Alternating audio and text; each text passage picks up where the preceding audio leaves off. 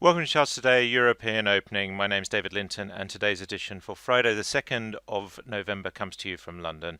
Dollar is actually falling back a little bit. We're seeing markets actually recovering quite sharply on news that the trade wars between China and the US may be finding a solution, and so we're seeing the dollar reacting negatively, having been strong over the last several weeks, which is pulling back. So it is bearish short term, but still very bullish medium and long term. And we do have these upside targets activated. We're just seeing really a reaction to that, and the euro looking stronger against the dollar on the short term chart as a result, and the Japanese yen also dollar just holding its strength there. Sterling back above 130, so we're seeing that that strength kicking in as well. And if we look at sterling against the euro, we're also seeing that kicking back as well. So we're seeing sterling strength really showing through against the Swiss franc, similar picture, and against the Aussie dollar, actually just starting to look a little bit stronger. But here we are, still seeing 180 as the level, and we've sat at that level for quite a while. Bitcoin up very slightly, but still looking bearish all round. And really, the big moves last night were in the US stock market. The S&P up 1%, not enough to take it bullish on the short-term chart. The Nasdaq up 1.5%, teetering with bullishness there, but not enough.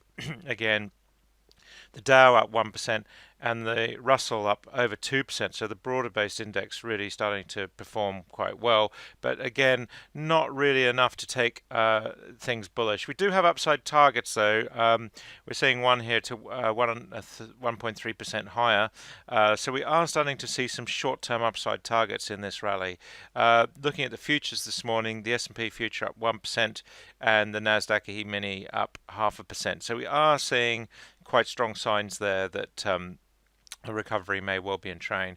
The FTSE future is up 1.2% this morning, and the DAX future up 1.6%. So quite interesting there. Looking at the cash market yesterday, the FTSE is into bullish territory on the short term. We've got UK market potential of 5% upside, and if we look at the mid caps, we see much the same picture.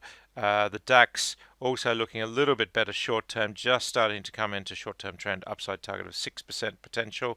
And looking at the CAC 40 in France, also just starting to come through the cloud on the short term chart, so looking better there as well. Tokyo up 2%, the Hang Seng up over 3.75%, so really looking strong there, but still not enough to take this chart bullish. And the Chinese market up 2.6%, and also still not enough to take the chart bullish. This is a counter trend move, if you like, so we've got more work to do there. The Indian market up 1.8%. So we're seeing there, and the Aussie market fairly flat. Brent crude still looking fairly bearish, heading lower this morning, and we're seeing WTI selling off as well. So even though we've got a setback in the dollar, that's not enough to change the bearishness on these products. Taking a look at gold, we're sitting at gold at 1234, so we're back into bullish territory on gold, and silver much the same picture. US 10-year yields also holding stronger and still in their bull trend on all three time frames at 3.15%. So we are just seeing that, and then of course bond prices in Europe falling back, the German bond just starting to tail off there. So looking at the markets themselves, overnight the big story was Apple reported results after hours and was cautious about the coming Christmas period, which is normally the strong period. Shares are down 7% in after hours trading, so it will be very interesting to see how Apple really is the elephant in the room.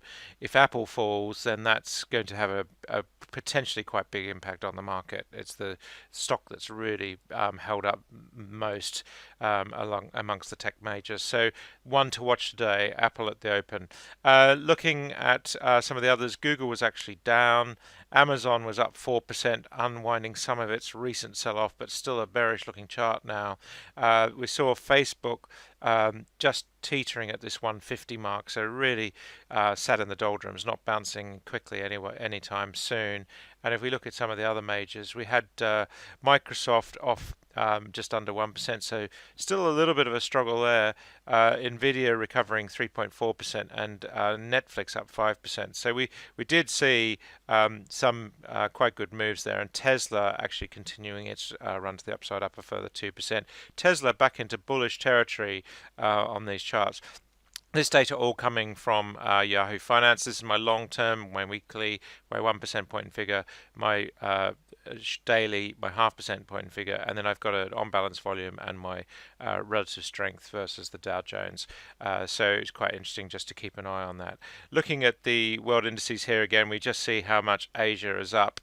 New Zealand, the only market down in the region, but pretty well all markets up quite strongly there. So we're seeing that kicking in. The Aussie market, we're seeing Galaxy up 13%, Cobra up 12%. So we're seeing some really big performances, but again, these charts are pretty bearish.